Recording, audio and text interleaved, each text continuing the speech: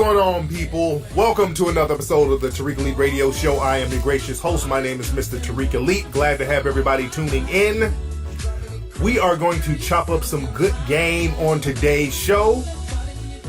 We're going to talk about the process of learning and the process of learning game. So the game is going to be real heavy on today's show. And the call-in number is 818-850-5404. That's the number to call in. We're going to take a few calls. And what we're going to do now is take a very quick commercial break, and I mean very quick. So don't you go nowhere. We'll be right back right here on Tariq Radio. You know, a lot of times black people want to travel to other countries, but they don't know who to hook up with to show them around. Well, if you ever go to Japan, your problems will be solved. Check out BlackTokyoTours.com. They have a Black Heritage Tour where they give you limo service from the airport to your hotel, and they take you around the country showing you important landmarks. Go to BlackTokyoTours.com. Tell them King Flex sent you. That's BlackTokyoTours.com. Arena Players, that's located in downtown Baltimore, Maryland. That's one of the oldest African-American community centers in the country. Arena Players, they're presenting a brand new play called Jitney by famous playwright August Wilson. Now, Jitney is a dramatic comedy set in the 1970s about black men struggling to make ends meet. The show runs from January 9th to January 25th, 2015. Tickets are $18, $12 for students and seniors. Tickets can be purchased at arenaplayersinc.com. That's arenaplayersinc.com. Unemployment, police brutality. Everyone knows poverty is the cause of black society's problems. But it's not because we don't have enough jobs. It's because we don't have enough businesses. Starting January 17th around the country is the new documentary 7 a.m., which speaks to experts like Dr. Claude Anderson and Don Peebles about why not having our own economy is the root cause of everything. Come to our website, 7ammovie.com, for details and showtimes. That's 7ammovie.com. The book, Marginalizing White Supremacy, is available now. You know, it appears that since the first election of Barack Obama, the old days and the old ways of white supremacy has reemerged and is wreaking havoc to black lives every day and in every way. So it's very important that we understand the ins and outs of white supremacy. So pick up the brand new book, Marginalizing White Supremacy, a philosophical call to action post the Obama presidency. And you can get this book at Amazon.com, you can get it at Kindle, and you can get it at Lulu.com. You can also get it at BarnesandNoble.com. Again, that book is Marginalizing White Supremacy. Fact: in 1986, a document titled Silent Weapons for Quiet Wars was discovered. In it, a plan to control humanity in the form of a third world war. Case Ultra presents a new monthly t-shirt and magazine series exploring a fictional yet possible reality of events based on that document. See tragedy and hope unfold in each issue and get a high-quality t-shirt, magazine, and free stickers every month. Sign up now at CaseUltra.com. Use the coupon code KFLEX and you get 50% off on everything on the site. That's CaseUltra.com.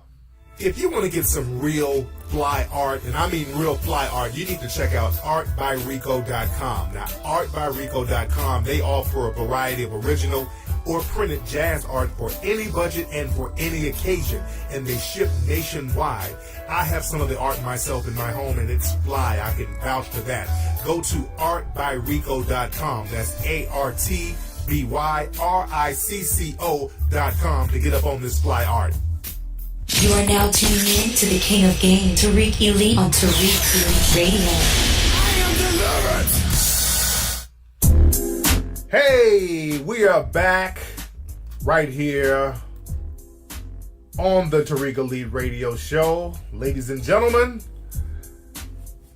glad to have y'all tuning in. Let me get some calls and see who's on the phone. By the way, man, don't forget to go to HiddenColorsFilm.com to get the documentary series Hidden Colors 1, 2, and 3. Got a lot of calls coming in. Let's see who's on the phone. What's up? Who's calling? What's up? This is Craig Glasgow Maurice out of Houston, Texas, by way of St. Louis. What's going on, Tariq? I'm good. How you doing, Craig? What's on your mind, fam? Oh, man. Look, check this, man. I've been working for this company for about 2 years, right? And I've been participating in this 401k. But this company don't match. So I've been checking my stocks and everything, and I'm not really making as much money as I would like to be making. So what I want to know is, should I pull out and stop contributing so they don't match dollar for dollar, or should I just sit tight and let it keep bubbling, let it do what it do? So you don't think that the company is going to pan out as far as their stocks? I'm trying to really understand the gist of what's going on. No, this company been in business since like 1965, and they do not contribute to matching the employee's contribution. So if I put $100 in, it's just my own $100. They're not going to match me. Oh, I see. All right, man, do that. What you need to do is use that money to start your own business, man. Get you a little side gig going on where you can depend on yourself and not depend on them matching your money for you. You match your own money, man. Get you a little side hustle or a side job, or not a side job, but a side business on the side that you can bubble and get popping yourself without depending on them. Well, no doubt. See, it's a formal work company. I've been working for it for 2 years, and I recently found out that getting a formal work business is a no money down business. And I'm like, I've been in the style game and clothing for a long time, and this is something I can pretty much do myself. And so I'm trying to learn and gather all the information I can before I decide to bounce on them, so I can take some of their clients with me too. Absolutely. And like you say, it's a no money down business. As long as you have the clients, they'll lease it to you for pennies on the dollar. You know, so we got tuxedos that we were renting for as much as $300, but I know they're only paying like maybe $25 for them themselves. So they'll lease them to me for about $30. I turn around and flip it for $250. Okay, well, that's what you need to be doing, man. You need to hook that up for yourself, brother. Thanks for the call. All right, y'all got to stop being so long-winded. Y'all got to just get to the point. Y'all don't need to explain the whole ins and outs of that business. Sometimes, man, y'all can make things more simple than what it is. A lot of times we make things way more complicated. Got to get to the point, and we're going to talk about that today on the show. What's up? Who's calling? Hey, what's up, Tariq? What's up? Who's calling? This is Eddie calling from Louisiana. What's up, Eddie from Louisiana? What's on your mind, fam? Oh, no, man, I just want to call and give you a shout out, man. You know, I've been following you for the last couple of years, and listening to you, I made some huge changes in my life, and I owe you a lot of credit, especially, you know, the way you break it down on the level that, you know, brothers like me can understand. Yes, sir. Man, much respect. I appreciate that, family. Thanks for the call.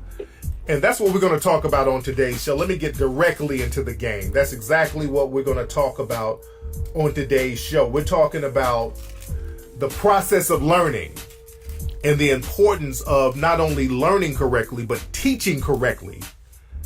And we got to understand what learning is about, family. See, a lot of times people think that learning the game, and when I say the game, that means just whatever you want to learn, anything you want to learn, you're learning game. If you want to learn how to play sports, you're learning game. If you want to learn relationships, you're learning game. If you want to learn about a particular person in a relationship, you're learning game. If you want to learn business, you're learning game. So don't get thrown off by the word game. A lot of times people hear the word game and they immediately associate it with something nefarious, something illicit. And that's not what game is. Game is the information you learn. And you got to understand this. Learning the game is not about figuring things out. People make that mistake. When it comes to learning, people think, well, I got to go around and just kind of butt my head and bump my head over and over and try to figure something out. And that's not what learning is. Excuse me. Excuse me. Shit. Need me a goddamn Vicks vapor rub around my damn chest. But learning is really the creation of a relationship. Let me say that one more time so y'all can get that. Learning is basically the creation of a relationship. When you're learning something, you're creating a relationship. One relationship is with what you know, and you're trying to get a relationship with what you don't know. That's all learning is. You're trying to create a relationship. Once you've created that relationship, you now learn something. Now you know something. You have a relationship with something that you previously did not know. See, as a child, a lot of us, we didn't know what made the sky turn dark at night. I remember as a small kid, I would ask little questions and it had to be broken down to me in a way that I would understand it. I wanted to know, well, the sun came out. Why does it turn dark? Does the sun go away? How does it become dark? So I knew the sun. That was one thing I knew, but I needed a relationship with something that I didn't know. And sometimes when it comes to getting that relationship with the things you don't know, people give you the wrong references or references that you're not familiar with to go by. Because if you are a child and somebody's trying to explain why the sun goes away at night, if they say, well, the earth revolves around its axis and there's a solar system and there's 8 planets in the galaxy and the Milky Way. If somebody were to explain it like that to a child, you wouldn't understand that, because you're giving this child references that they're not familiar with. So it's important to give references that a person is familiar with. So when you break it down and say, well, the sun goes away because the earth turns around every 24 hours and it turns away from the sun, and that's why it becomes dark. That's a reference I can get. I understand what turning around is, and I understand if you turn away from the light, it gets dark. So that's something that a child would understand. And now you've learned something because you have references that you could relate to that would take you to the relationship with the unknown. And that's what learning the game is. A lot of times we want to learn stuff, but we don't know how to create references that will get us there.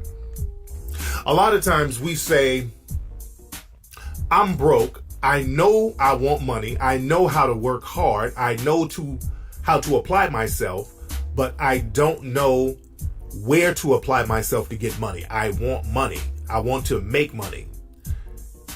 And a lot of times, Black people in particular, we're funneled into a situation where we're around other people who don't know either.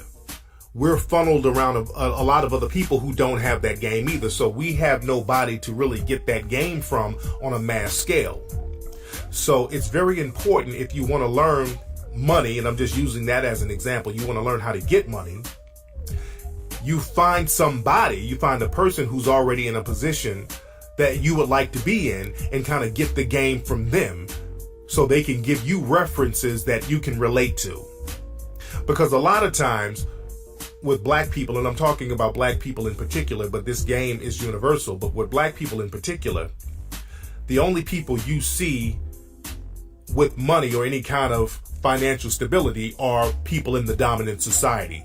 The Asian person who owns the store in your neighborhood, the Arab guy who owns the gas station in your neighborhood, the white landlord who comes by and gets the rent every month.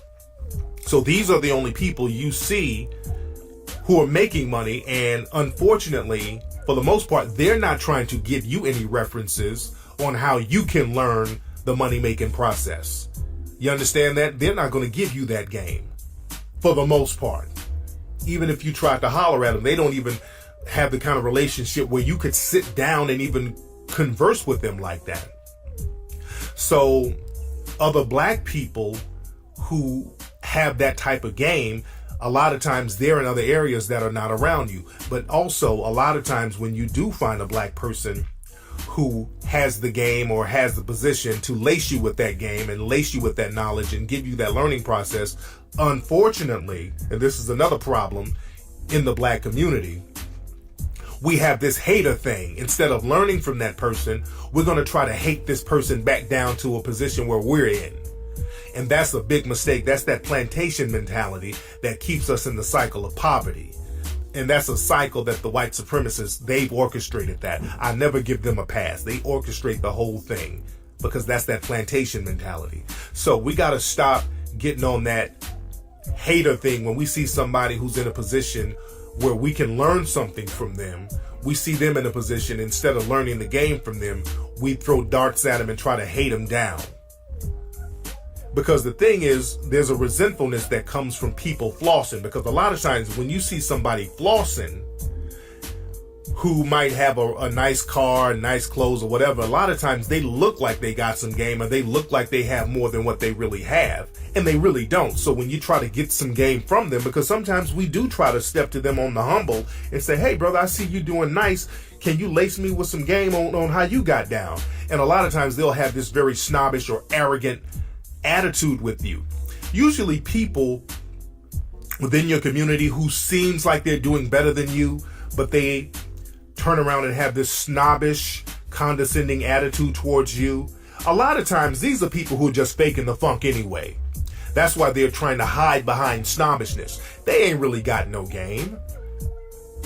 These are niggas who are front. These are people who don't really have it going on the way they have it going on. So a lot of times they're just faking the funk. So they can't give you some information because they don't have it. They're struggling, but they're just masking their struggle with nigga trinkets.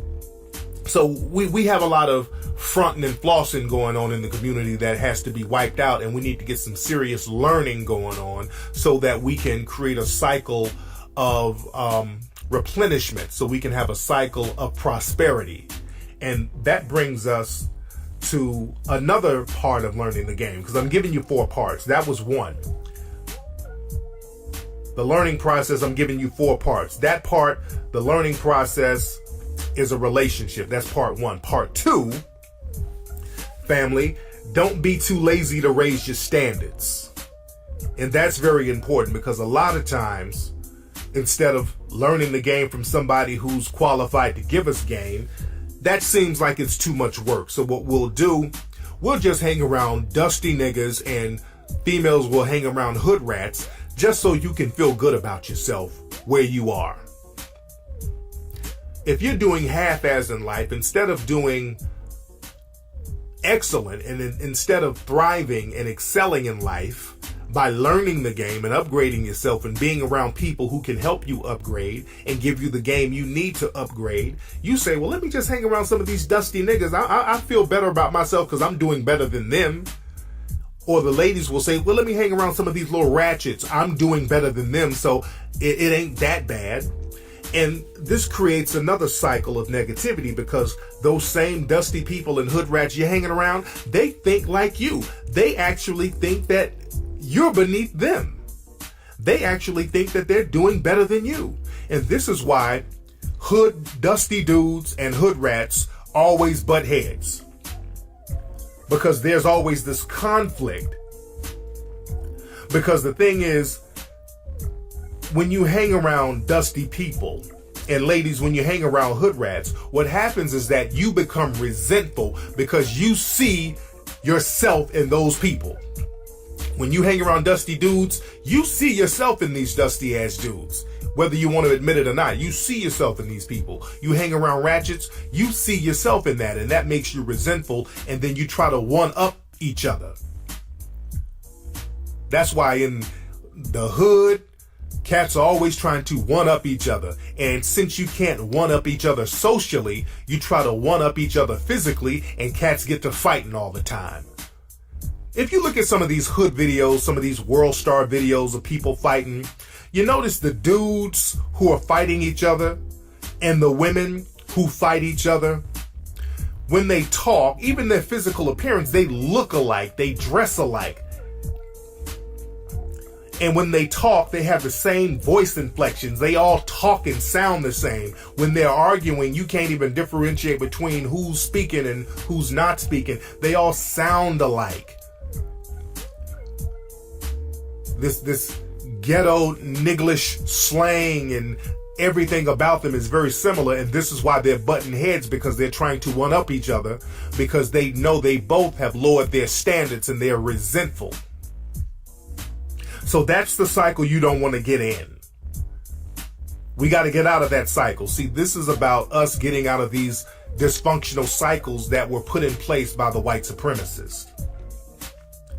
But I digress, and let me move on. Now, number 3, the third thing we need to do to understand the process of learning, you got to stop making your problems worse than they really are. That's another thing that we do. A lot of times, instead of learning the game, we create problems in our mind that are bigger than what they are. We say stuff like, man, I can't lose weight. I'm just big boned. Now, if you say you're just big boned, that means that there's no reason or no justification for you to even try to lose weight. I'm just big boned, so that's just the way I'm going to be. Bullshit. You're not big boned. You can go out there and just get your exercise on like everybody else. Dudes will say, man, I can't holler at these women. All these women just want a ballers. They just want athletes. They don't want me. Come on, that's just you throwing in the towel and being lazy, making your problem more momentous than what it is. All of the women don't want an athlete. There are fly women out there who just want to do with decent conversation and a good spirit. So you got to understand that part of the game. There's women out here who say, well, my hair just won't grow, so I just got to get weaves all the time. And that ain't true, man. There's African tribes with long, natural hair all over in West Africa, East Africa, Southern Africa. Your hair can grow if you take the time to nourish it. I mean, I've been to Jamaica and I've seen brothers and sisters, especially brothers over there with the dreadlocks all the way down to their backs. That's because cats are not pulling and tugging and putting chemicals in their hair all the time. But a lot of times, you don't want to take the time to nurture and take care of your hair when it's natural. See, that plantation mentality gave us this whole quick fix, we want it now mentality. We want relief now. We want what we want now. That childlike, I don't care about the future. I want everything I want right now. Again, that's that plantation mentality that we haven't shaken off. Being on that plantation and having that type of relationship with the dominant society creates a childlike mentality. Forget about the future. I want what I want right now. I'm not going to take the time out to let my hair grow and nurture it and nourish it and put the right oils and juices and berries in my joint. I'm going to just get this weave every week and let it slowly chip away from my real hair every week. And wear this lace front, which is beautiful, but my head looks like a sheep's ass underneath because it's all broken off and toe up and my edges are burnt off. So again, we got to get off that immediate gratification kick and start thinking down the line, thinking in terms of the future and how to take time to better ourselves and heal ourselves. And again, stop making your issues and your problems more overly dramatic than they should be. Now, the fourth thing and the most important thing, family, about learning, when you learn something, the learning process is not about things. The learning process should be about becoming. Let me say that again. The learning process should not be about things. The learning process should be about becoming. Because the thing is, a lot of times we think there are things like material items that's going to make us happy. That's not what makes you happy. What makes you happy is not the nigga trinkets or the material items you get. It's who you become when you get these things or when you acquire these things. That's the thing that makes you happy.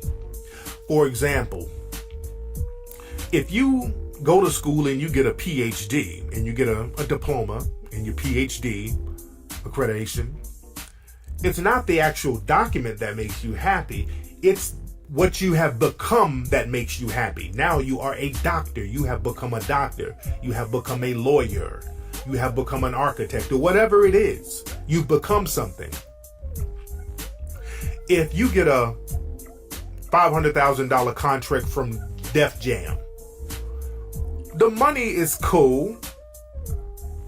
You think it's the money that made you happy, but what really makes you happy for the most part, you become a professional signed rapper or professional signed artist. You become an artist. You become something else now. Now you've elevated yourself to something else. Or if you got an NBA contract, the money and the cars and the home, that's cool, but you've become a professional basketball player. You've become something. And once you become something that has a certain stature to it, the money and the nigga trinkets, which is what I call them for the most part, like rims, jewelry, all that, that comes with the territory.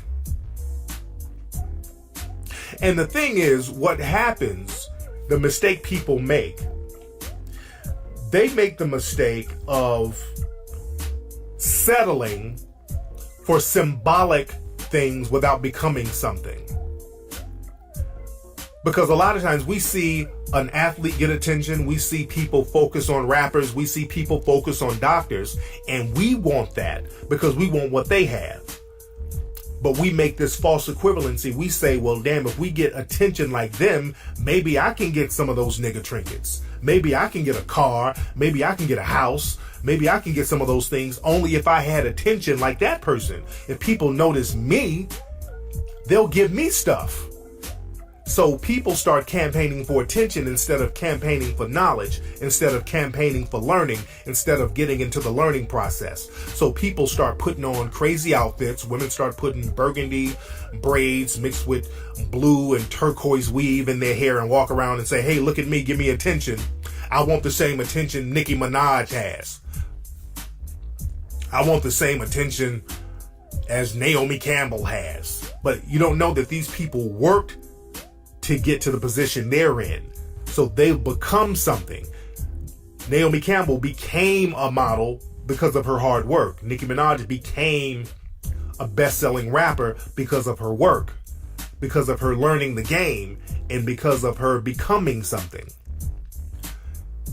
When you just campaign for attention, trying to emulate these people, you haven't become anything. You're just a person out here trying to get attention. You become an attention whore. That ain't nothing. Anybody can be that. And that makes you resentful because you are unfulfilled. And then it goes to a different level too, because a lot of dudes, when you see the rapper balling out with the fresh fly clothes and the women, and you see the athlete with the nice home, a lot of times dudes will say, okay, let me use illicit means to get that. So let me steal me a car. Let me rob a house and steal some jewelry so I can have what these people are having. Now, you can steal and rob somebody for material items, and you can drive around in a stolen car with nice rims on it, with stolen jewelry that's blinging, but you haven't become anything. You haven't become the rapper that you stole from. You haven't become the athlete that you stole from. You haven't become the doctor that you stole from. You're just a bum-ass thief. You're just a dusty-ass thief. And that creates resentment with yourself because you haven't become anything. And those nigga trinkets that you stole, they didn't really make you happy because nigga trinkets don't really make you happy unless you're a slave. And again, slaves live for immediate gratification. Go back to that show I was talking about, the Butter Biscuit Brigade. Slaves have low expectations, so if you give them shit like a butter biscuit, that's a come up for them. You give them little nigga trinkets, that's a come up for them because they don't see themselves having anything else in life, so they can brag about nigga trinkets. You see dudes in jail bragging about the shit they used to have. Man, when I was out on the streets, I had 8 Mercedes Benzes. I had all types of watches. I had all types of bitches. But now, nigga, you're doing 40 years to life. And a lot of times they're satisfied with telling their nigga trinket stories. And a lot of people get satisfied with that, telling nigga trinket stories, talking about the material shit they had. That's that slave stuff. So you don't want to talk about material things you had. That's plantation talk. You want to talk about the game you learned and who you become from learning the game. That's the name of it. That's the name of the game. Learning the game, learning the process and becoming something. Learning the game, like my man who called up earlier, he needs to become a business owner. When you learn the game from a job, take some of that game with you, take some of the clients with you and use that to build an industry for yourself. Now you are a business owner. You've become something. And once you become something, the nigga trinkets and the money and all that other stuff, that's going to come along with the territory. So always use the learning process to become something. That's why it's so important to learn the game, to become something in the game and with the game. That's been today's episode, ladies and gentlemen, of the Tariq Elite Radio Show.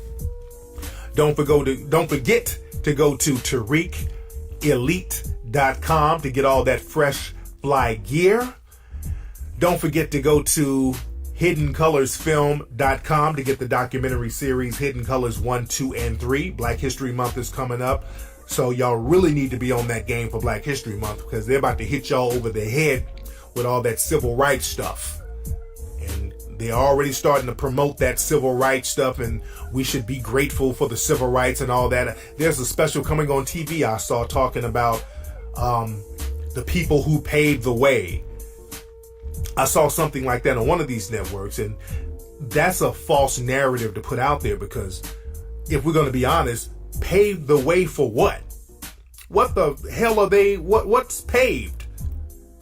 People keep talking about how the civil rights have paved the way. Paved a way for what? And that's a very serious question. I'm not even saying that to be rhetorical. I'm not even saying that to be facetious. I would like to know what has been paved, because we're back in the same situation we've always been in. We haven't moved or progressed in relation to the dominant society, if we're going to be very honest. But again, I digress. I don't want to get into that. I'll probably talk about that on Sunday's Ustream show. But anyway, man, go to HiddenColorsFilm.com.